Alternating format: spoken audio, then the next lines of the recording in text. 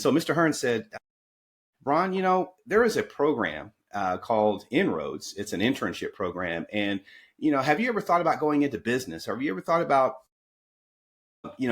focusing on accounting and business and that kind of finance? And I hadn't given it any thought. And so I looked into it. And from that conversation, that launched a kind of a whole new door for me, because I did get into that program, and INROADS is still around today. It's an internship program for minorities for the most part, and women and minorities. And it talks about focusing on how to get inroads into corporate America for non-traditional students, because I was certainly a non-traditional student back then.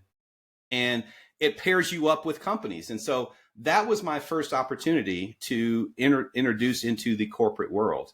And, and I will just say that the not having anybody around me in my life at the time, but one, had graduated from college, or two, was in an environment like that, was also kind of a initial challenge in my early years. And so, we can talk about that later. I don't want to go too far down the path, but one of the things, and the reason why I'm so happy to be here, and my big reason of why I do what I do today, which is leadership coaching and development, is that in that early part of my story, I remember how I felt. I remember feeling the limiting beliefs of the not being worthy. I remember feeling that my parents' divorce was partly my fault.